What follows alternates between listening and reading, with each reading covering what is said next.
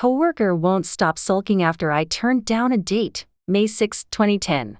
I moved to my current role in late November last year. Many of the other employees have known each other for years and socialized together out of work. In principle, I prefer to keep my work and personal lives separate, but I will go to lunch from time to time and to the "Yay, we met our targets" drinks. The problem: one of my male colleagues has taken a fancy to me and asked me out. There is no policy against dating your colleagues where I work, just not your direct supervisor. However, apart from the fact that I don't care to star in the office gossip mill, there seems to be what I would consider a lot of oversharing going on. I have spent enough time around him in the last 5 months to know that I am not at all attracted to him. The first time he asked, I had no interest in either him or the show, so declined and told him that I preferred to keep my social life well away from work. Unfortunately, this apparently was not enough, as he asked me out again 2 weeks ago, preferring tickets to a concert the following weekend.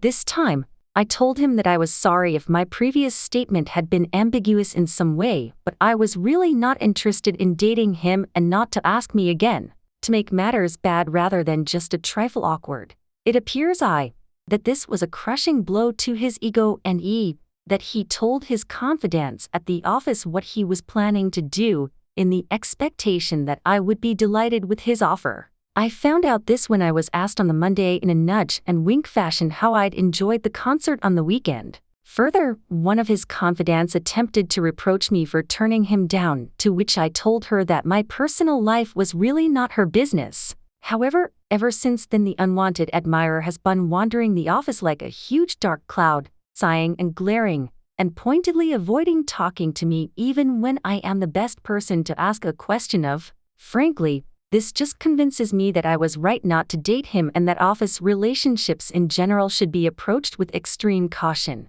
If he's still behaving like this 2 weeks after I turned down a date, what would he have done if I had dated him and broken it off? However, we still have to work together, and our mutual boss, who has been out on leave, will be back next week and will want to know why he is behaving like this. I realize that the action to which I feel most inclined, whacking him about the head with a file and yelling "pull yourself Taga there," would not help and would probably get me fired. What alternatives do you suggest? Update: December 21, 2010. Idiot Boy and his idiot friend were spoken to by our mutual manager. Idiot Boy seemed to cool down a bit and decided he would speak to me but not chat. He would not ask me what I had done at the weekend, but he would ask me if I was done with the reference materials for the Blinkensup report, or whether I knew who was dealing with our account at the newspaper since our usual contact was on maternity, that kind of thing. Fine with me. Sadly, his idiot friend could not accept this, and attempted to corner me in the ladies' toilets, where she said to me that she couldn't understand why you won't just date Idiot Boy. I, unfortunately, had been having a rather bad day and countered with, "You don't understand. I will tell you what I don't understand. I don't understand why you think my personal life is your business, and I don't understand why you think that nagging at me is going to get Idiot Boy into my pants, and by God, if I hear one more word about it, I am going to file a formal written complaint against the pair of you." Cue appearance of departmental manager from toilet cubicle in manner of pantomime Demon King. Numerous meetings with HR, and termination of idiot friend. Idiot Boy was spared the axe as he apologized profusely to me, promised that he was not responsible for my being cornered and would have stopped friend if he knew, so he received a final written warning about his conduct. This was 6 months ago. I accepted a promotion in a new department, where my colleagues seem pleasant enough and unstalkerish. I understand via the grapevine, though, that lessons remain to be learned by Idiot Boy's other friends. One of them apparently asked a female staff member at the Christmas party what she would do if he put his hands there and there. She cheerfully told him that she would smack his face till his ears rang. He seems to have believed her. My 19-year-old sister is getting married to her high school teacher. My younger sister is getting married to her 36-year-old high school teacher in a few days, and everyone seems okay with it. She graduated a year ago and they told us they were dating almost immediately after the graduation. I was shocked and angry, but everyone around me was happy and supportive of them. The teacher divorced his wife 2 years ago and started paying attention to my sister. He spoke to her after class regularly and paid special attention to her studies. I thought this was weird and talked to my sister about this, but she told me he was helping her because she was the best student of her class, which she was. A few months ago, only a few months into dating, they announced that they were engaged. I tried talking to my parents about their age difference and stuff, but they didn't want to hear it. I talked to my sister and she told me she is happy and that she loves him. We live in a small town with a tight-knit community and everyone else is supporting their marriage. I'm feeling useless right now and I am angry at myself. I was unable to protect my sister. I feel like I failed my duties as an older sibling. I hate everyone around me. How do they not see what's going on here? Update 1 posted on June 5, 2022. The marriage happened. I contemplated not going to the ceremony, but I didn't want to hurt my little sister, so I went reluctantly. My blood was boiling throughout the whole thing. Everyone who came to the ceremony congratulated them. I couldn't even look the teacher in the face because I was so angry at him. I hated the whole thing. I'm leaving this town tomorrow. I had some interviews lined up and got selected in one. It's in a city and I'm moving tomorrow. I can't stand these people. My parents think that getting married to a good guy with a stable job is the best thing that could have happened to my sister, and my relatives agreed. He groomed her. Why doesn't anyone else see that? I wanted to scream at everyone. When I told my sis I was leaving, she cried. I reassured her and told her that I wasn't angry at her. I made it clear to her that she could contact me anytime under any circumstances and that I'd be there for her. I bought her a phone and told her that I'd talk to her regularly. I tried to not antagonize anyone because I want them to reach out to me if anything happens. It was very hard to do. I came very close to fighting several people. My sister was a star student. I always thought that she would go to a big college and become someone significant. But now, she's going to be a housewife. That thought is destroying me. I wasn't harsh on her because I'm hoping that she wakes up soon and I want to be there for her when that happens. I want to support her and see her full potential and I'm wishing it happens soon.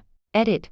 I've told her not to have children until she's sure. She has a contraceptive implant and I told her not to get it removed for at least a couple of years. I told her to tell me if anyone ever pressured her to have it removed. I really hope she follows my advice. Edit 2. I'm just checking the comments and the amount of people defending the teacher is insane. People like you are the problem. She was groomed since she was 16. Why can't you people see that? I wouldn't have any problem with her choices if she wasn't coerced into them. Him being an older man isn't my issue here. Him being her teacher is. Also, I don't think that being a housewife is bad. What I don't like is that the choice of something more is being taken away from my sister. As for the phone thing, my parents did not allow my sister to own a phone. She had to use the landline if she wanted to talk to people. That's why I bought her a phone.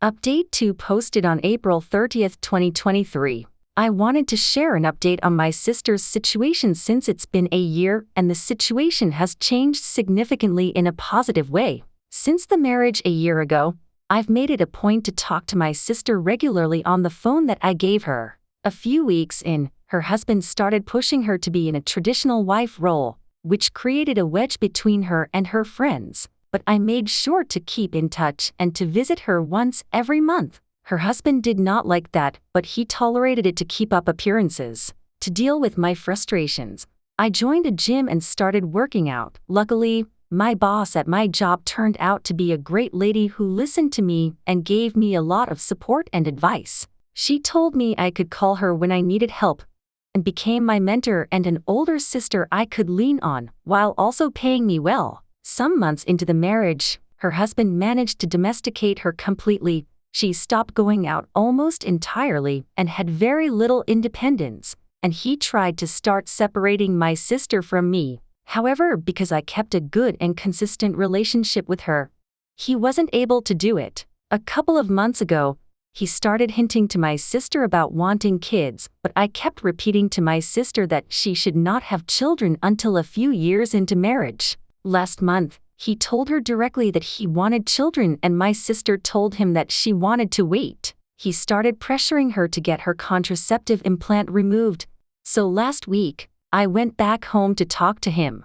I always try to be polite to him whenever I visit their homes so that he doesn't have any ammo to try to separate us. During conversation, I brought up that he was pressuring my sister to get her contraceptive implant removed. It escalated into an argument with him saying that he had a right to have children with his wife. When I didn't back down, he got frustrated and took a swing at me, which didn't connect properly. I didn't hesitate in punching him back in his face. He fell backwards and started howling in pain.